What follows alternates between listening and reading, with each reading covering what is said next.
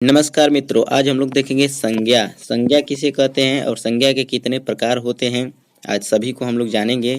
तो देखिए, सबसे पहले तो जान लेते हैं कि संज्ञा होता क्या है। तो देखिए, संज्ञा किसे कहते हैं। संज्ञा जिन विकारी शब्दों से किसी व्यक्ति, स्थान, प्राणी, गुण, नाम, भाव आदि का बोध होता है, उन्हें संज्ञा कहते हैं। संज्ञा को इंग्लिश में नाउन भी कहते हैं। ठीक है, आगे बढ़ते हैं। आगे है संज्ञा के प्रकार। संज्ञा के प्रकार, संज्ञा 5 प्रकार की होती है। कौन कौन होती है भाई, देख लेते हैं। संज्ञा 5 प्रकार की होती है। पहली होती है जातिवाचक संज्ञा, जातिवाचक संज्ञा। दूसरी होती है व्यक्तिवाचक संज्ञा, व्यक्तिवाचक संज्ञा। और तीसरी होती है भाववाचक संज्ञा, भाववाचक संज्ञा। चौथी समूहवाचक संज्ञा और पांचवी है द्रव्यवाचक संज्ञा। तो बारी बारी से सबको जानेंगे और पहचानेंगे कि कौन सी संज्ञा कौन सी है। तो देखिए, पहली है जातिवाचक संज्ञा। जातिवाचक संज्ञा किसे कहते हैं, सबसे पहले ये जान लेते हैं।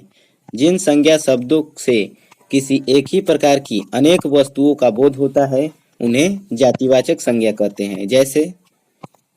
जैसे में देख लीजिए, किसे किसे हम जातिवाचक संज्ञा कह सकते हैं। जैसे भाई, माँ, डॉक्टर, वकील, अध्यापक, बैल, घोड़ा, हिरण, कुर्सी, मेज, कलम, बिजली, तूफान आदि। जैसे इसका कहने का अर्थ यह है कि हम लोग किसी को भी एक नाम ले, जैसे भाई। अब भाई में कई प्रकार के भाई आ गए, चाहे आपके भाई हो, चाहे दूसरे के भाई हो, या किसी भी दुनिया का, संसार का कोई भी भाई हो, भाई में वो शामिल है। जैसे में ले लीजिए आप कुर्सी। अब कुर्सी आप कहेंगे तो कुर्सी यहाँ की कुर्सी हो या पंजाब की कुर्सी हो, कुर्सी तो कुर्सी है। अगला है, देखिए जैसे अध्यापक। अब अध्यापक में कौन से अध्यापक, ये नहीं है, सिर्फ अध्यापक। अब अध्यापक में सभी अध्यापकों को वो कह दे रहा है, यानी पूरी जाति का बोध करा रहा है, इसीलिए वो यह जातिवाचक संज्ञा है। आगे बढ़ते हैं, 2 नंबर है व्यक्तिवाचक संज्ञा। व्यक्तिवाचक संज्ञा, देखते हैं व्यक्तिवाचक संज्ञा क्या होता है। जिन संज्ञा शब्दों से किसी एक ही वस्तु, व्यक्ति, स्थान आदि का बोध होता है, उन्हें व्यक्तिवाचक संज्ञा कहते हैं। जैसे में उदाहरण देखते हैं इसका। जैसे राम, कृष्ण, अमरूद, आम, संतरा, रामायण, पद्मावत, दैनिक जागरण, हिंदुस्तान, ब्रह्मपुत्रा नदी है ये कावेरी, आगरा, वाराणसी, लखनऊ आदि। इस कहने का अर्थ यह है कि हम किसी को भी कहेंगे तो वो दुनिया में सिर्फ एक ही होगा, हम पर्सनली उसे कह रहे हैं। जैसे राम, अब राम को कुछ कहेंगे, जिनका नाम राम होगा उन्हीं के लिए हम कहेंगे। जैसे कहेंगे कि राम वो चीज़ लाओ, वो वस्तु लाओ, तो वो राम के लिए हम कह रहे हैं। अब जैसे में संतरा को ले लीजिए, तो संतरा नाम लेंगे तो माइंड में हो जाएगा कि संतरा किसे कहते हैं। ठीक है, तो संतरा यानी कि एक फल के लिए हम कह दिए। आम कह रहे हैं तो आम के लिए ही सिर्फ कह रहे हैं। अब जैसे हिंदुस्तान एक है, हिंदुस्तान एक देश का नाम भी है, और हिंदुस्तान एक मतलब कि न्यूज़पेपर भी है। तो हिंदुस्तान भी एक के लिए हो गया। जैसे दैनिक जागरण, यह भी एक न्यूज़पेपर है, तो दैनिक जागरण के लिए ही हम सिर्फ कह रहे हैं। यानी कि कहने का अर्थ यह है कि व्यक्तिवाचक संज्ञा उसे कहते हैं जो किसी एक व्यक्ति को दर्शाता हो या किसी एक वस्तु को दर्शाता हो, उसे व्यक्तिवाचक संज्ञा कहते हैं। या किसी एक स्थान को भी, जैसे आगरा, वाराणसी, लखनऊ। अब किसी एक नाम लीजिए, जैसे आगरा लीजिए, तो आगरा सिर्फ आगरा, ये नहीं कि आगरा में अब लखनऊ भी आ जाएगा, आगरा में वाराणसी भी आ जाएगा। वाराणसी अपनी जगह है और लखनऊ अपनी जगह है। तो इसे कहते हैं व्यक्तिवाचक संज्ञा, किसी एक के लिए कहा जाता है। अगला देखते हैं, तीसरा है भाववाचक संज्ञा। देखते हैं ये कैसी संज्ञा है।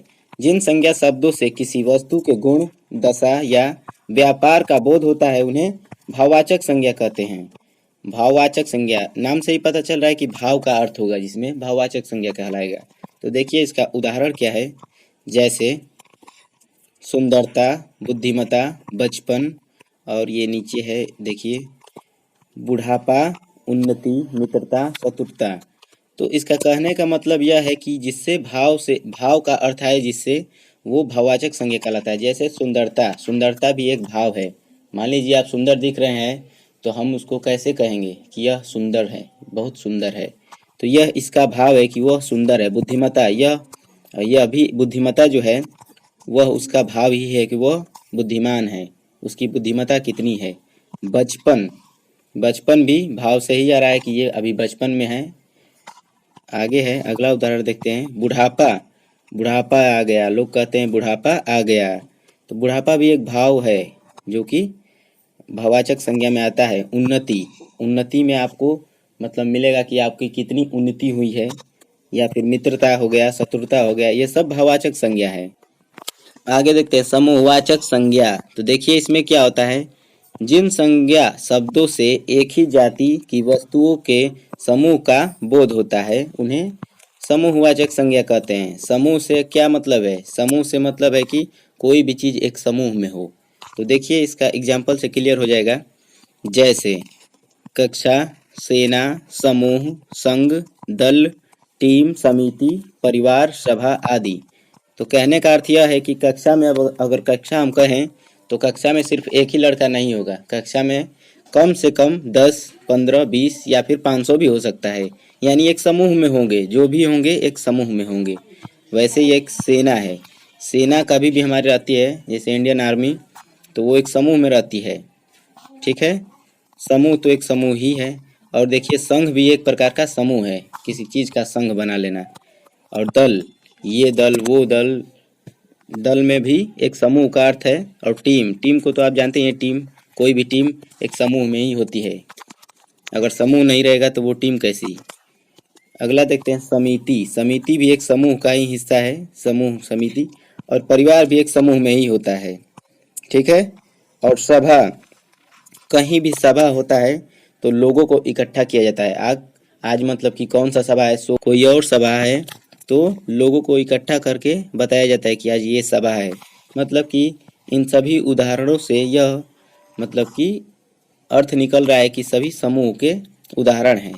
तो समूहवाचक संज्ञा उसे ही कहते हैं जो कि जिसमें समूह हो, समूह की बात होती है। ठीक है, आगे बढ़ते हैं। तो 5 नंबर देखते हैं द्रव्यवाचक संज्ञा। जिन संज्ञा शब्दों से किसी ऐसे पदार्थ या द्रव्य का बोध होता है जिसे हम नाप तौल सकते हैं लेकिन गिन नहीं सकते, उन्हें द्रव्यवाचक संज्ञा कहते हैं। आप लोग साइंस में पढ़े होंगे द्रव्य किसे कहते हैं, द्रव्य की कितनी अवस्थाएं होती हैं। द्रव्य में 3 अवस्थाएं होती हैं ना, ठोस, द्रव और गैस। तो देखिए यहाँ पर वैसे ही कुछ है द्रव्यवाचक संज्ञा। तो देखिए इसका उदाहरण से क्लियर हो जाएगा कि ये क्या कह रहा है।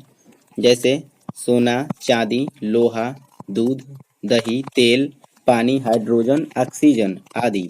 तो देखिए सोना जो होता है, अगर आप सोना को पिघलाए हैं तो उसको हम तौल सकते हैं, ठीक है, लेकिन हम गिन नहीं सकते। चांदी भी वैसी ही है और लोहा भी वही चीज़ है। और दूध जो है, दूध को हम लोग नाप सकते हैं, तौल सकते हैं, लेकिन गिन नहीं सकते क्योंकि वो मतलब कि द्रव्य में होता है। और ये देखिए दही, दही भी वही चीज़ है, तेल भी, पानी भी। और हाइड्रोजन तो हवा जैसा होता है, उसे क्या हम गिने, उसे तो हम नाप या तौल सकते हैं। ऑक्सीजन भी, जैसे आप लोग के घरों में रसोई में होता है एलपीजी गैस, तो उसको आप लोग गिन नहीं सकते। हाँ, अगर भरा हो सिलेंडर में तो वो तो गिन लेंगे कि 1 ठो है सिलेंडर की, 2 ठो है, लेकिन उसके अंदर का जो होता है गैस, उसकी बात कर रहा है यह, तो उसे आप गिन नहीं सकते।